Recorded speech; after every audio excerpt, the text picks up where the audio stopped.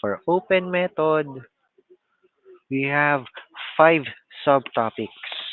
So, magkakaroon naman kayo ng handout tomorrow. So, dito siguro screenshot nyo na lang muna or picturean. Ano, para at least hindi nahuhuli. Okay, then kindly get again ball pen, calculator, tsaka papel para nakakasabay kayo sa pagsosolve. So, for open method, we have 5 subtopics. So, first one, we have the simple fixed point, fixed point iteration. Okay? Then second one, we have the Newton-Raphson method.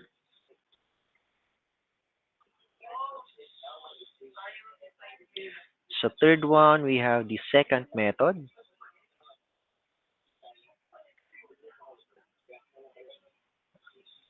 And then fourth one, we have the modified second method. Then lastly, we have the multiple roots.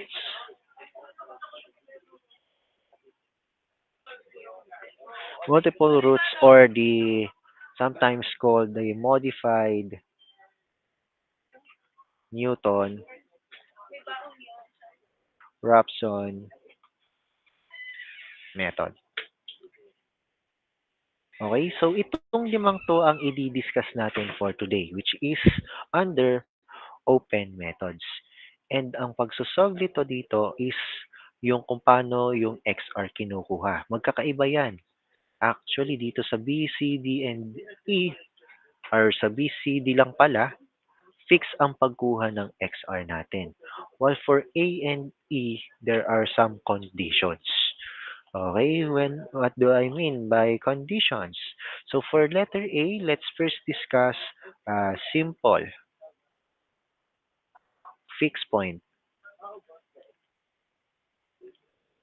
method or iteration. Okay? So for solving the XR under a simple fixed point iteration, so XR is equal to g of x. Okay? So what do I mean by this g of x? So when we say g of x, for example, you are given a problem where it includes an equation or use an equation, for example, x squared minus 2x plus 3 is equal to 0. So we are to solve for the root of equation. So solve for the root of equation for this formula. So how are we going to solve? So by using simple fixed point method or iteration, first step 1, isolate. Isolate an x. What do I mean isolate an x? So by looking at this equation, we are to isolate a single x. So it can either be x squared or 2x. So in this equation, which is easier to isolate? The one easier to isolate is negative 2x. No, how are we going to isolate it? By simply transposing it. Since this is negative 2, let's just transpose negative 2 to the other side. No, so we have 2x is equal to x squared plus 3. Then dividing both sides by 2, we will have x squared plus 3 divided by 2. So this is now the formula on how we are to get the x root for our simple fixed point iteration. Okay? Those are some cases. So for example, you are given now the formula of x cubed minus 3. So how are we going to isolate equal 0? How are we going to isolate x? So we have x is equal to 3 or the cube root of 3. So this is now how we solve for the x root. So this is some examples on how to find the root for simple fixed point iteration. Okay, so let's use simple fixed point iteration on an example. No, so example or sample problem. Okay, so let's say your sample problem is use simple fixed point fixed point iteration to locate the root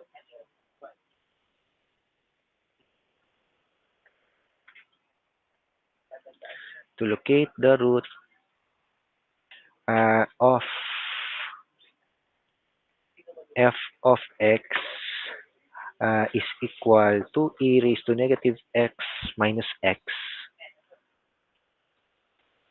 Then we are to use a stopping criterion of 0.5%. Okay? So class, before we proceed on this example, for our open methods, the difference of this one with the bracketing method is that bracketing method, so for bracketing method, we have some conditions.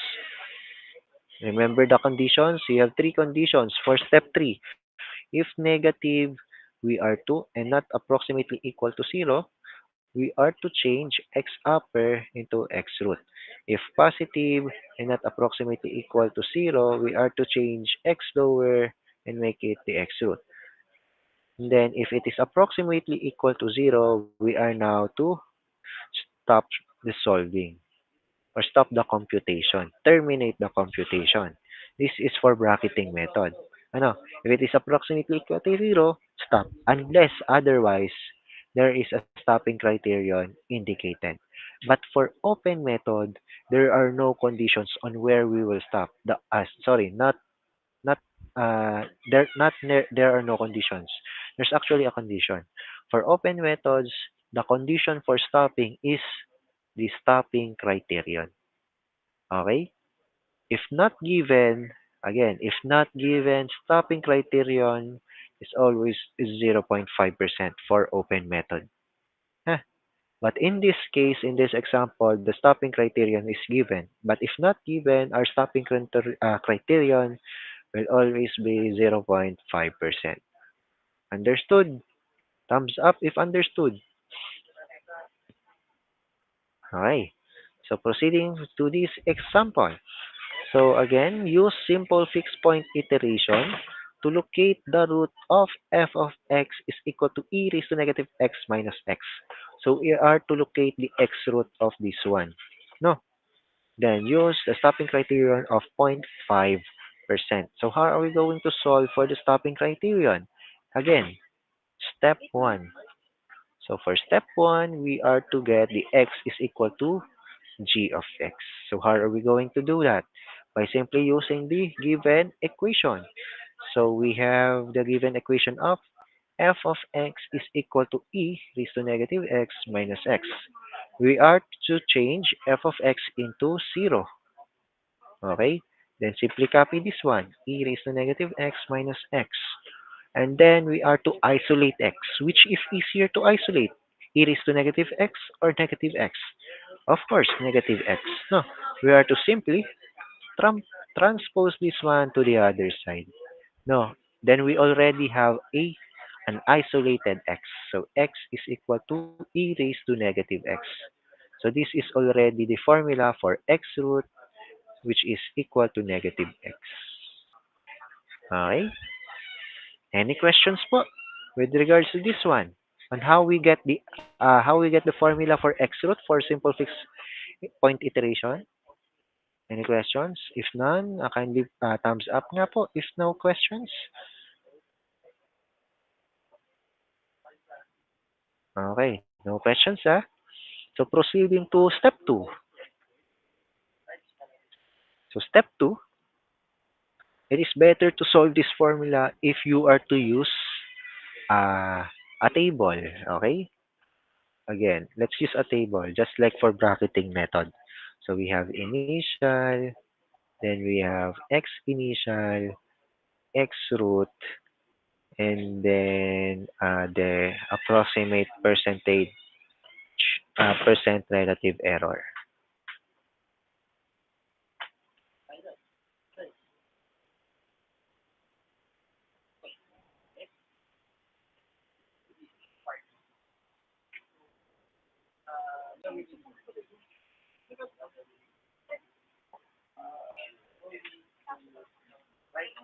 So first iteration. No. So step two, first iteration. So what are the givens? There's no given is initial x or x initial, no. So if there is no given x initial, no given, you are the one to make an initial guess. Just like for bracketing method. No. So for bracketing method, what are the initial guesses? Our initial guesses for bracketing method is x lower and x upper. As I've discussed from the previous topic, you are to make the assumption of your x lower and x upper. In this case, we are not given any x initial. So again, numerical method is approximation. So you are to approximate numerical value for our x initial. So let's say, for example, our x initial or our guess, any number would do. Okay? Let's say x initial. I want 0. No, but you can always pick any other number. But for this time, let's try to use 0. So first iteration, let's put it in the table. We have 0. We have to solve the x root. Step 2 always is solving for x root, which is x root is equal to e raised to negative x. So simply substitute. So x root is equal to e raised to negative 0. And any number raised to 0 is always equal to 1. So that is our x root for our first iteration. Then for our approximate percent relative error, since this is our first x root, again, what is the formula for our percent relative error? We have the percent relative error is absolute value xr new minus xr old divided by xr new multiplied by 100%. Now, so since our XR is still the current, there is no new, there is no old. This is actually this is new, but there is no old. So simply there is no percent relative error yet, approximate percent relative error yet. Okay, then we are to proceed now for the second iteration. Again, our stopping criterion is 0.5%. So our stopping criterion should be where EA should be less than or equal to 0.5%. Then we can stop our computation na. So in this example, since there is still no approximate percent relative error, we are now to proceed to the second iteration. And when proceeding to the second iteration, if it is simple fix iteration, for our x initial under second iteration, we are just to copy the x root of what we've got from the previous iteration. So in this case, our previous x root is 1. So that will be our now x initial for our second iteration. No, just copy it.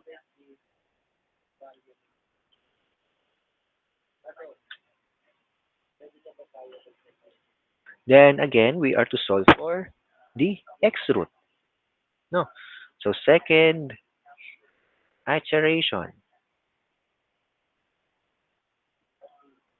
Second iteration, again, our formula for x root, xr is equal to e raised to negative x. Substitute, xr is equal to e raised to negative 1. No, since 1 ang ating x initial. Then we have the value of xr is equal to, kindly compute please, class, 0.3679. Thank you. Okay. So thank you, Mr. Joseph. So 0.3679. No. So this is our first XR or sorry, second XR under second iteration. No.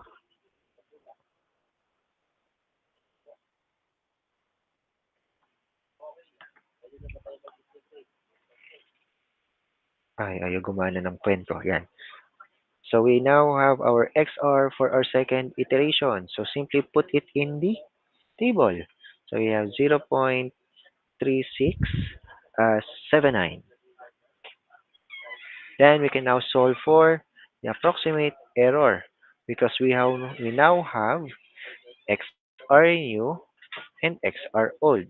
No, simply substitute these values here.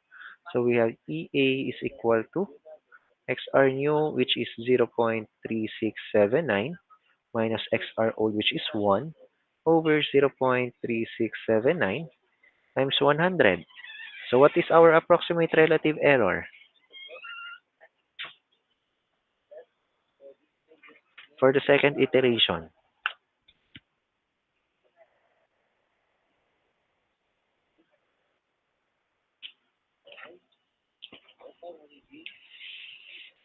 Anyone? Kindly input this in the our calculator. 171.83%. Sir, it exceeds 100%. Is it possible? Yes, it is possible because what we are talking about is the percent relative error. Error. We are talking about error. So this is just the percent of error of your computation to the true value. So it is fine to exceed 100%. No, it just means that your answer for the x root is so far from the true value. Okay? Then again, we have a strapping criterion. We have a stopping criterion of 0.5%. Since this approximate relative error is still greater than 0.5%, we are to proceed for another iteration. Okay, so we are now going to proceed for the third iteration. Then again, once again, copy the x root for your x initial for the third iteration. So you have 0.3679. Now, then again, solve for the x root for the third iteration. So iteration, third iteration, our x initial will be 0.3679. And solve for the xr. Again, we are to simply substitute. Now, e raised to negative x, where xr is equal to e raised to negative 0.3679. So what is our xr here? 0.6922. Correct. No. So our xr will be 0.6922. Ano? Simply put it in the table, 0.6922. Then what is our approximate error here for our third iteration? Simply substitute the values here. So this is the new one. This is the old one. Ano, substitute in this formula.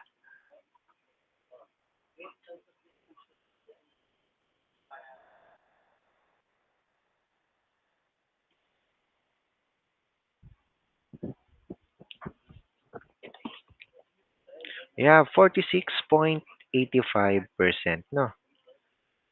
Then again, this is still greater than 0.5%. So then we'll again continue on to the fourth iteration. Then again, copy 0.6922. Then what is our x root here? Again, x root is equal to e raised to negative x according to our isolated x, which is this one. That is our xr. 0.504, 0.5005. Then what is our approximate error?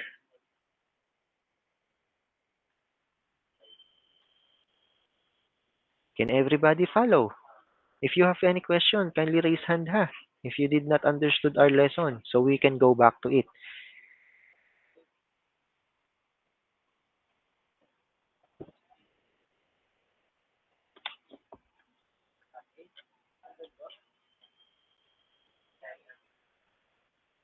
38 38.3% according to Mr. John. 38.3%. So are we going to stop na here or not yet? Yes or no? Thumbs up or thumbs down? Thumbs down. No, since this is still not less than or equal to zero point 0.5, this is still greater than 0.5%. So again, we are to solve for another iteration, and so on and so on. So class, I will be giving you a challenge. Kindly get the approximate error, percent relative error or the final answer where we will get a less than 0.5%. And if you have the answer, kindly raise hand. For those for the first one to solve this problem, there is an additional in your exam. No, additional points for your exam. So please kindly get nga po kung ano yung magiging XR natin or what will be the final answer for our XR in this problem. If you truly understood the discussion, kindly solve nga po. Kindly solve it.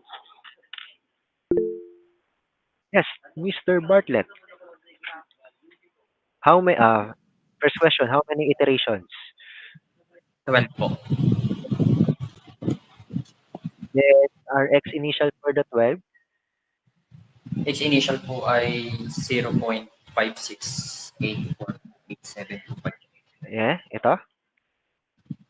Apo. Then, X root. Okay, sige, correct yan. 0.5664 po. 5664. Tama? Apo. Apo. Okay, then our approximate relative error, 35.55% po. ano yan? 0.35%. Okay, 0.35%. So, this is the final answer. So, since this is already less than 0.5%, we can now stop at this iteration. So, we can now stop at the 12th iteration. So, our final answer for this problem is 0.5664 with a percent relative error of 0.35%. Ano? Okay? So that's it. That is how you use simple fix method. The only problem or the only hard part for the simple fix point is that there are a lot of iterations. So you need to be careful on what you input in your calculator. Okay? So any questions regarding this first discussion for open method? Any questions po?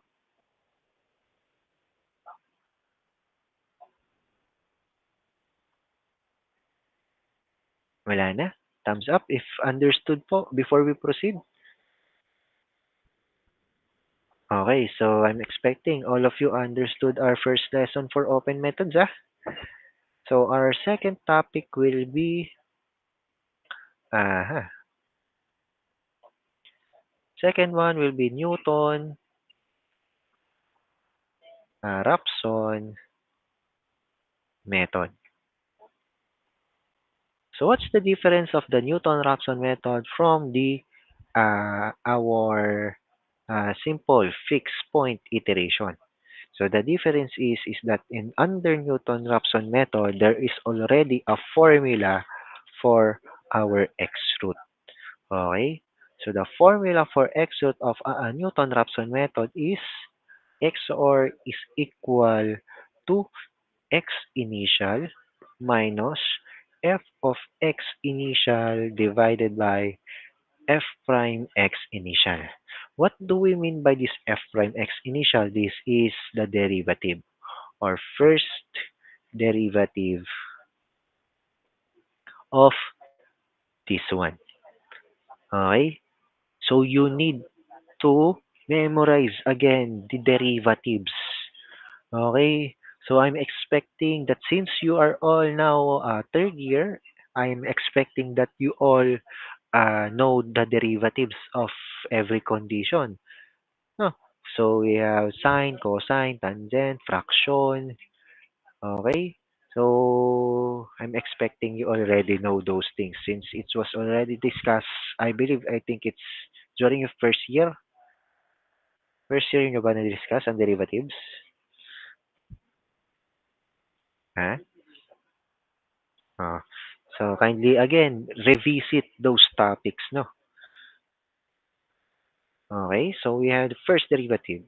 So when solving for Newton-Raphson method, there are three unknowns. What are those three unknowns? We have the xr, f of x initial, and f prime x initial. These are the three unknowns.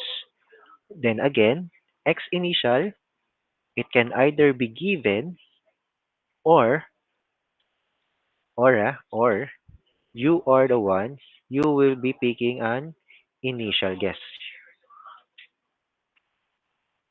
Given or initial guess. Okay? So if given, edi madali. If initial guess, siguro I suggest using always zero. No, since zero is easier to compute. No. So let's use Newton-Raphson method, or let's use this one. Let's use this example for Newton-Raphson method.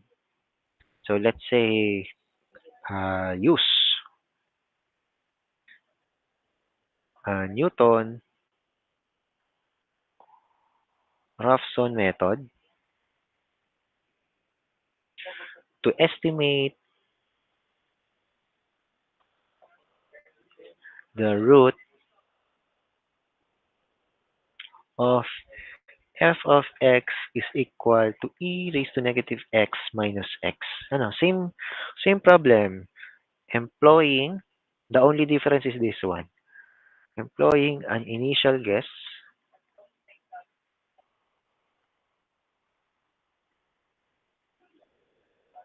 of uh, x initial is equal to 0. Again, if this one is not given, yan, if this one is not given, you are the one to assume of the value for x initial. Understood? Now, solving for this problem, use Newton-Raphson method to estimate the root of f of x is equal to e raised to negative x minus x, employing an initial guess of x initial is equal to 0. So again, it will be easier if we have a table. No. So again, let's first write the formula for Newton-Raphson method. So the formula for getting the root is xr is equal to x initial minus f of x initial divided by f prime x initial. Wait lang ko charge ko lang yung laptop ko. Ba't na pala? Wait lang.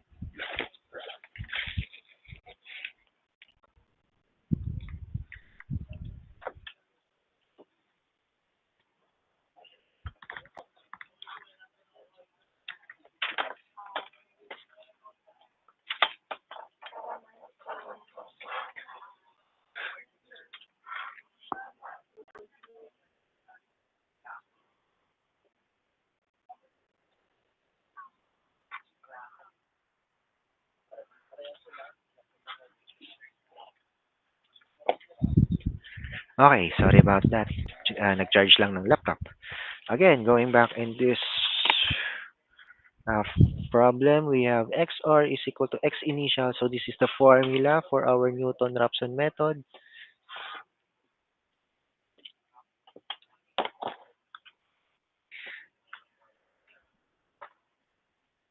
So we have, let's make a table. So iterations, then we have x initial, x root, then f of x initial, and also the f prime x initial.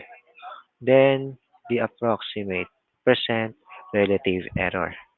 Again, in this problem, there is no given stopping criterion. So we are to use a stopping criterion of 0.5%. Okay? Again, if not given, this will be the stopping criterion.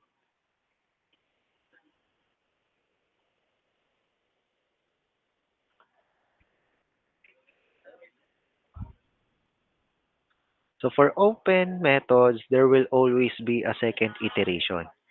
Okay? So solving for the Newton method, using Newton-Raphson method, So step 1, using an using an x initial of 0, x initial is equal to 0, we are to solve for the following: f of x initial and f prime x initial.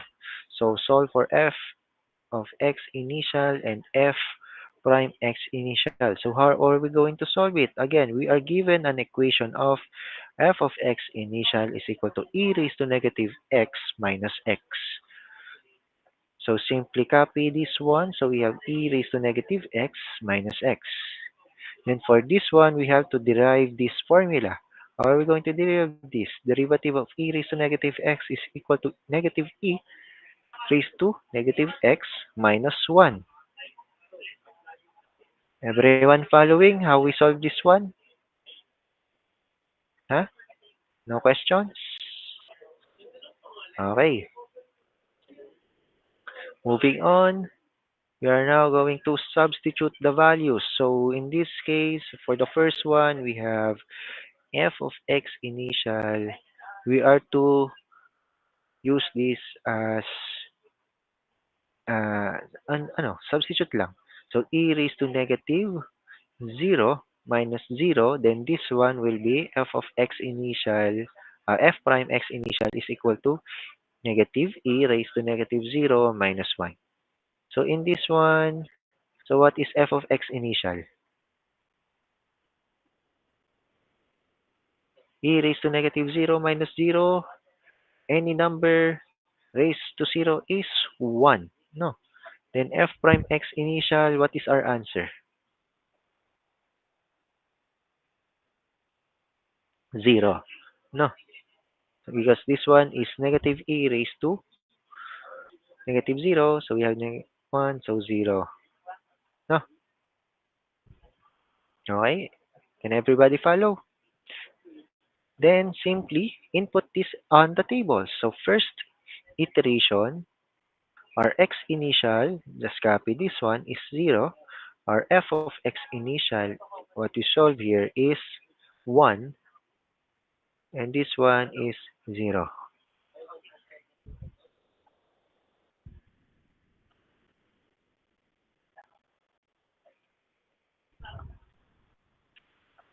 Tama ba?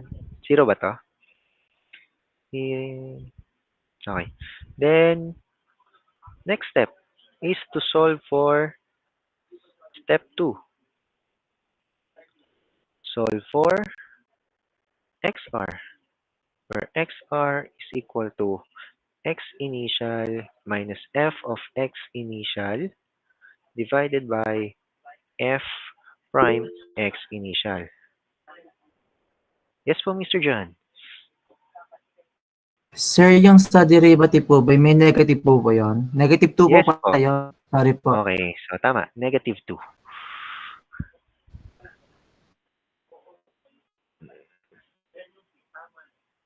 Sorry. Negative 2. So dito, it will be negative 2.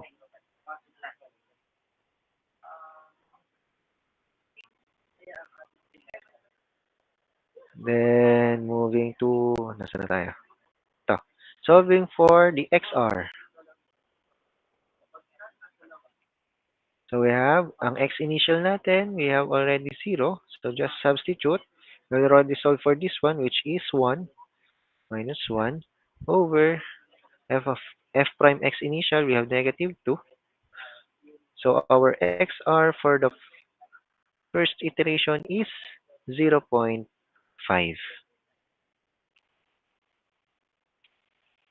And then again, this is still the current. No, current. No previous XR.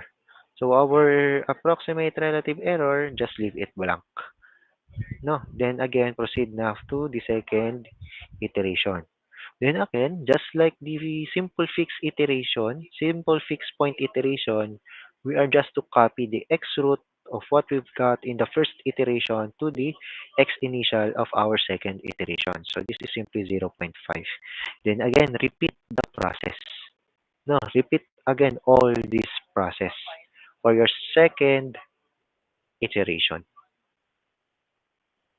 Okay? So for our second iteration, our x initial is now changed to 0.5.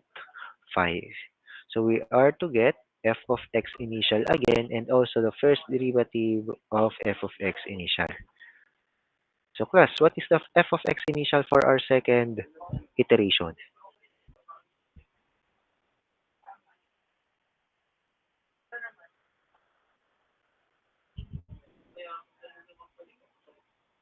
So this is f of x is equal to e raised to negative x minus x. Then for our f prime x initial, it is equal to negative e raised to negative x initial minus 1. Substitute lang class. What is our f of x initial? 0.1065. So thank you, Shane. 0.1065. Then our f prime x initial, what is our f prime x initial?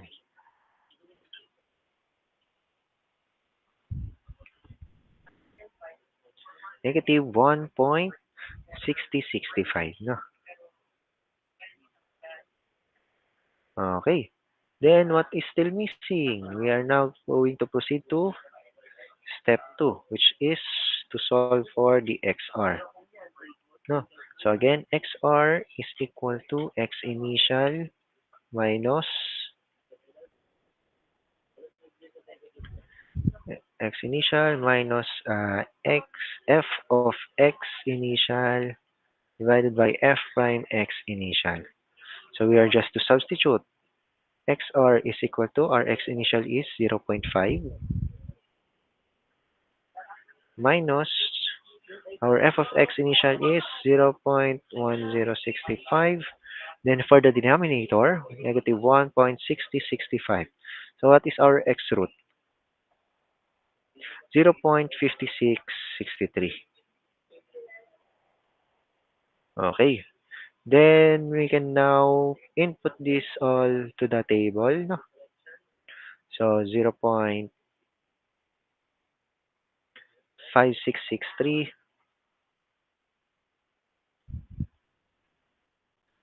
Then our f of x initial is ito, 0.1065. Then f prime x initial, negative 1.6065. So what is our approximate error in this second iteration? What is the approximate percent relative error?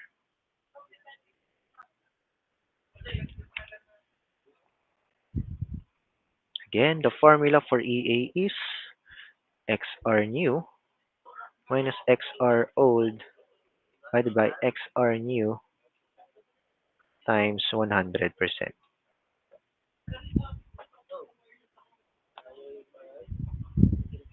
This is the new one and this is the old one.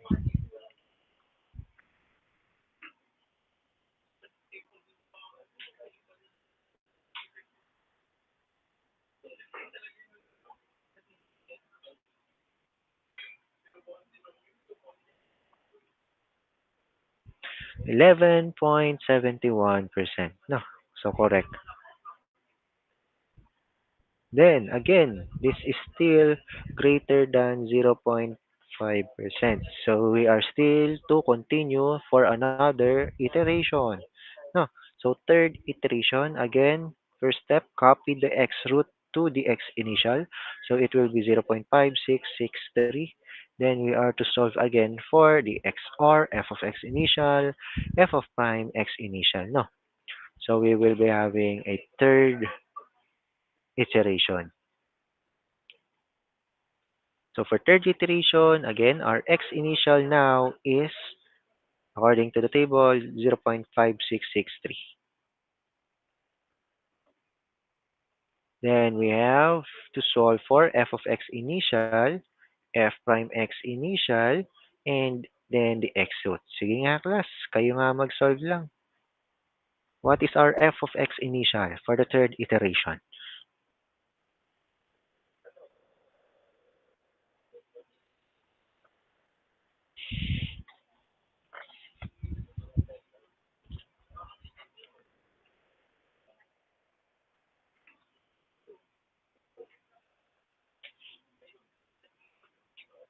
You have 0.0013, no, 0.0013.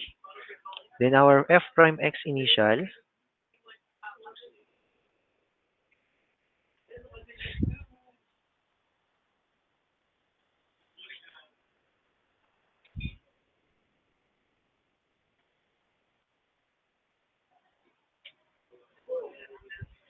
negative 0.4324.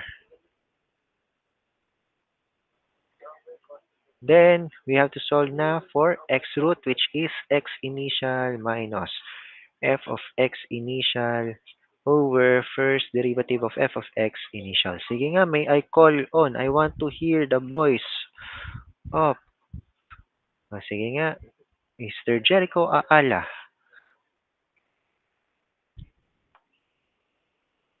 Mr. Jericho, nandiyan ka ba? Yes po, sir. Ginamit lang po. Sige, go.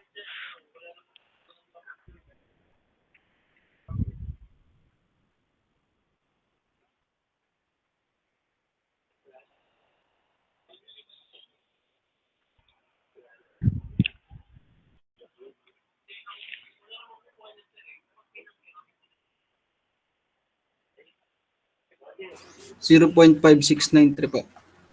0.5693. Taba? Opo. Okay. Now, moving for our approximate relative error. Sige nga, Miss Luzelle De Castro, andiyan ka ba? Sir, wait lang po. Sige, go lang. So, sige, input ko lang to sa ating table, no? So, ang ating x root 5693.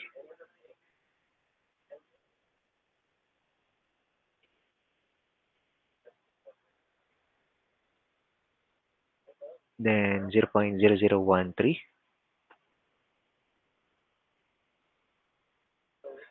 And then, last one natin ay negative 4324.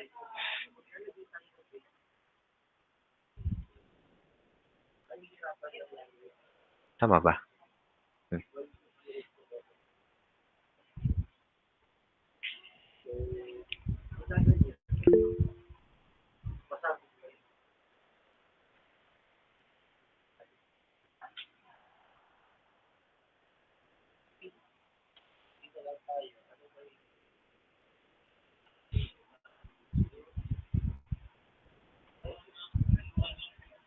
Sige, mukhang may sagot na si Mr. Ernest. Sige nga, Mr. Ernest. Sir, may question lang po ako dun po Sige, question pala. sa f prime xi po. Wait lang. Alin? Sa first derivative po nung sa xi, ang nakuha ko po kasi negative 1.5676.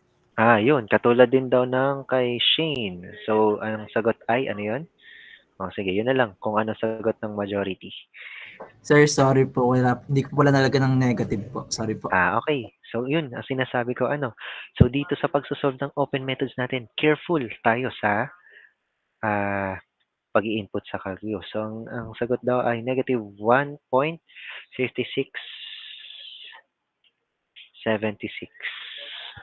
Okay. So, what is our approximate error? Approximate percent relative error.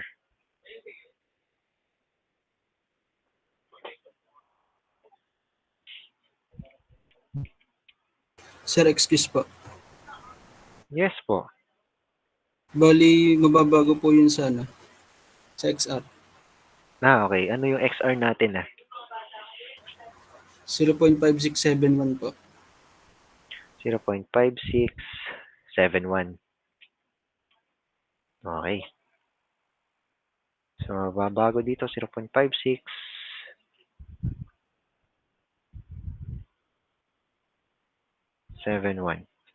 So, f prime x initial natin dapat ay 5676.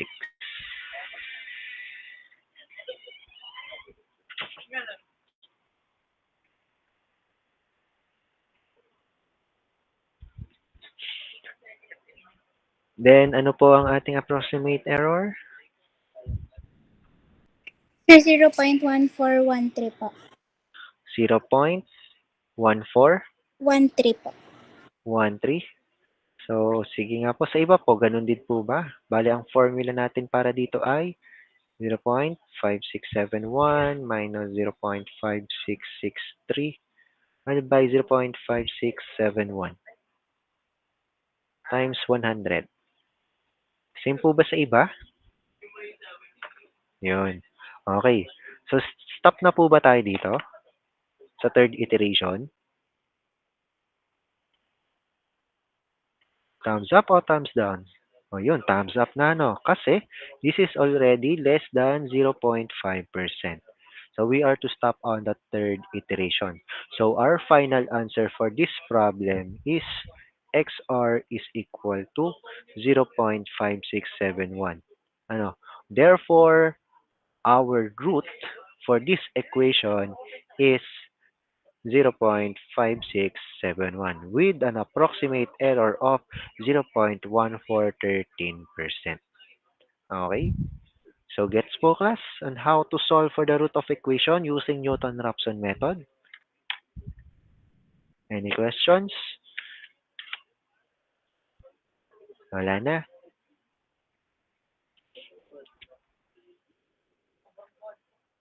Okay. So, kung wala na, class, tomorrow na lang natin i-continue sa face-to-face natin. Okay? Okay lang po. So, if there are no more questions, thank you for attending. See you tomorrow. And wait lang pala. Mag-i-screenshot muna pala ako. See you tomorrow. Then tomorrow, bibigay ko I will be giving your handouts. Okay?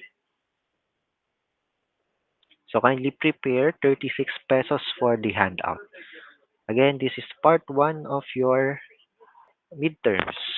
So, part 1 is the root of equations. Then, part 2, there are some matrix. Parang may matrix ata yun. If I'm not mistaken. Yan. Screenshot ko lang. Okay, so if wala na po tayong tanong, you can leave the class meeting na and thank you for attending. Thank you po. Thank you po. Thank you po, sir. Thank you po.